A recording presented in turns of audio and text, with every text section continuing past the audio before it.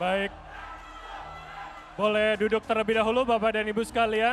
Dan kita masih di debat terbuka pertama calon gubernur dan calon wakil gubernur Nusa Tenggara Barat tahun 2024. Dan pada segmen ini kami akan melanjutkan tanya jawab antara pasangan calon. Baik, dan kami ingatkan kembali untuk kita semua pasangan calon berhak menentukan siapa yang akan bertanya dan siapapun yang akan menjawab. Artinya pertanyaan serta jawaban akan ditanyakan calon gubernur atau calon wakil gubernur. Tanya jawab dilakukan kedua pasangan sesuai dengan tema debat yakni reformasi birokrasi dan pelayanan publik untuk kesejahteraan rakyat. Kami persilakan kepada paslon nomor urut 2 untuk bertanya kepada paslon nomor urut 1. Waktu yang diberikan adalah 60 detik dimulai pada saat Anda memulai berbicara. Ya, supaya nyambung sama masalah utang tadi.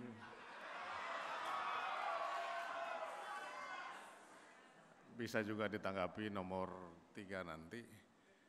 Bisa dijelaskan nggak tentang utang ke SMI itu apa, utang seperti apa? Jangan-jangan disangka nanti utang karena ketidakmampuan kita, kemudian berhutang SMI sehingga jadi beban masyarakat. Nah mungkin Bu Wagub sekarang jadi Cagup bisa jelasin nggak tentang SMI, utang SMI itu seperti apa modelnya, sehingga termasuk Pak Iqbal, jangan-jangan nggak paham juga utang SMI itu seperti apa.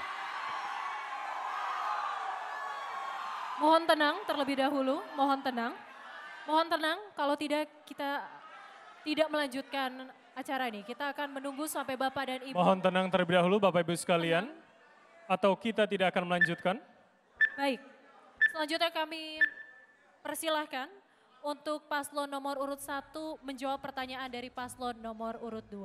Waktu yang diberikan adalah 90 detik dimulai dari saat Anda berbicara.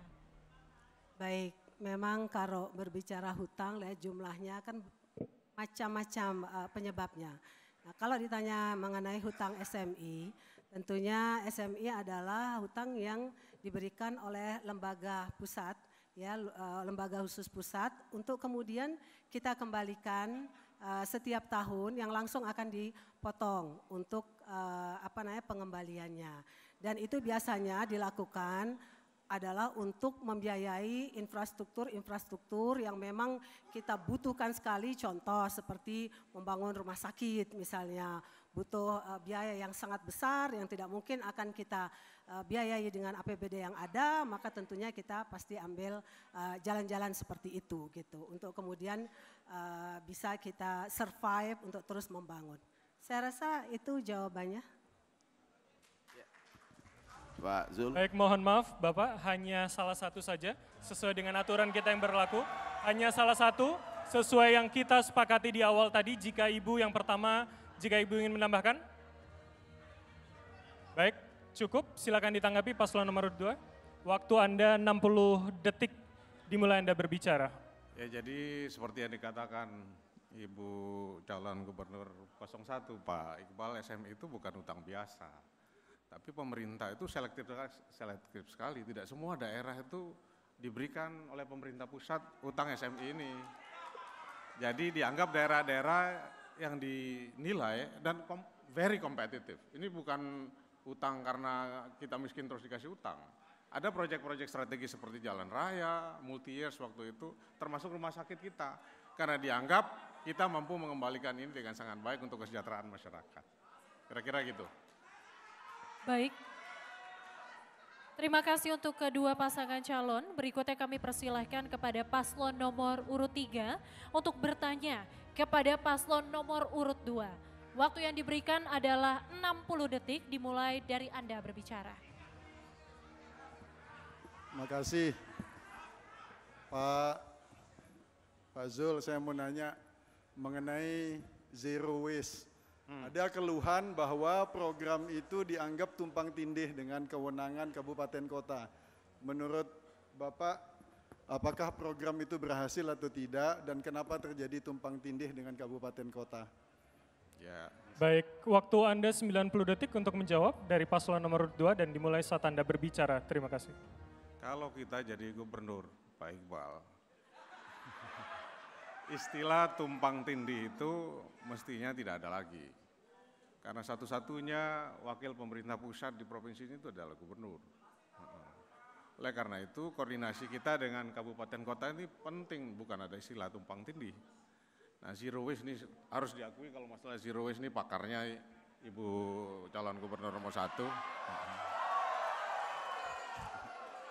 Tapi zero waste ini harus dimulai keteladanan dari kita semua. Dan saya lihat semangat Bu Agu waktu itu zero waste ini luar biasa. Dan kita diapresiasi bukan hanya oleh Indonesia tapi seluruh dunia. Nah bahwa zero waste ini harus jadi kebutuhan, kita punya bank sampah, bahkan desa, salah satu desa di Lombok Tengah itu termasuk desa terbaik dalam mengelola sampah dengan program zero waste ini. Saya selalu mengatakan perjalanan panjang selalu harus dimulai dengan langkah pertama.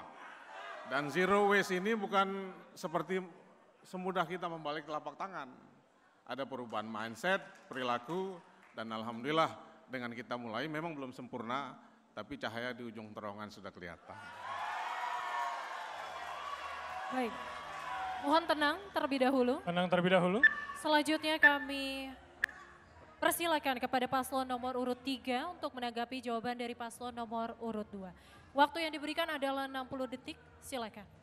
Saya sih berharap Zero Waste ini betul-betul program yang berhasil karena saya melihat bahwa NTB mengalami darurat sampah. Itu clear dalam perjalanan saya keliling NTB, saya lihat dari ujung timur sampai barat, kita mengalami sampai sekarang darurat sampah. Di mana-mana sampah, di pantai, di tempat wisata juga sampah. Problemnya yang saya lihat dari Zero Waste ini adalah program ini tidak dipersiapkan dari hulur sampai ke hilir gitu. Jadi banyak kemacetan tidak dilakukan dari hulu sampai ke hilir sehingga banyak gap di sana sini, banyak kekosongan di sana sini yang harus ditambal sulami. Saya kira ke depan kita harus membuat zero waste ini lebih komprehensif gitu. Kita tidak bisa melakukan pendekatan piecemeal atau hanya sepotong-sepotong di dalam pendekatan zero waste ini. Makasih. Baik, terima kasih kepada dua pasangan calon yang sudah bertanggung jawab. Kali ini giliran kepada paslon nomor urut 1 untuk bisa bertanya kepada paslon nomor urut 3 dan waktu Anda 60 detik dimulai saat Anda berbicara, silakan. Baik, terima kasih untuk pasangan nomor urut 3. Kita tahu bahwa pembangunan kesehatan kita harus terus kita ikhtiarkan.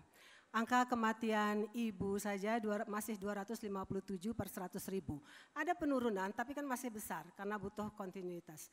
Kemudian angka kematian bayi juga masih 24, sekian per 1000. Belum lagi stunting kita walaupun terus menurun tapi masih terus kita harus ikhtiarkan.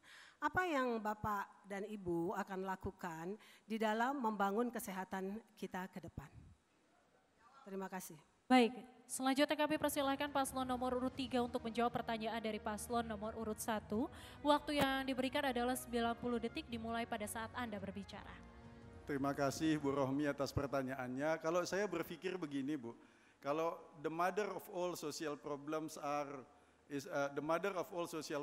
is kemiskinan gitu. Jadi kemiskinan adalah ibu dari semua permasalahan sosial yang kita hadapi. Jadi kalau kita mau menyelesaikan masalah-masalah sosial ini, yang harus kita address, yang harus kita selesaikan adalah kemiskinan terlebih dahulu. Karena kemiskinanlah yang menjadi sumber dari persoalan ini. Kemiskinan kita sekarang masih pada angka 14. Selama 5 tahun sebelumnya hanya berhasil diturunkan bahkan tidak sampai 1%. Ke depan memang yang harus kita menjadi fokus kita adalah menurunkan angka kemiskinan sebesar mungkin seperti yang dilakukan TGB misalnya selama 10 tahun masa kepemimpinannya berhasil dalam 10 tahun berhasil menurunkan 10%. Harapan kita itu bisa kita lakukan lagi nanti ke depannya. Makasih. Baik, terima kasih. Ibu, waktu Anda 60 detik untuk memberikan tanggapan dan silakan dimulai. Ya, sebenarnya yang saya tanya adalah solusi kesehatan ya. Karena pembangunan kesehatan itu tentunya butuh solusi yang komprehensif ya, multidisiplin dan by data. Jadi dan menyelesaikan masalah kesehatan kan ada promotif preventif, ada kuratif, ada rehabilitatif. Jadi yang kalau menurut kami yang harus dilakukan adalah bagaimana menggerakkan 5 pilar STBM itu bisa diterapkan. Percepatan itu salah satu daripada inovasi yang kita lakukan, percepatan 5 pilar STBM.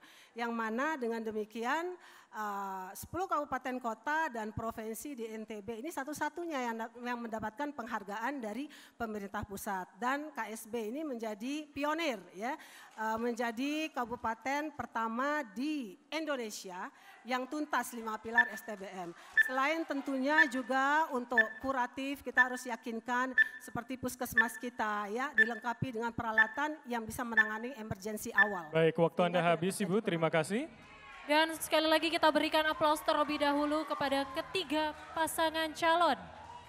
Baik, dan kita masih akan melanjutkan debat pada hari ini. Namun usai jeda berikut ini tetaplah bersama kami di debat terbuka pertama calon gubernur dan calon wakil gubernur Nusa Tenggara Barat tahun 2024.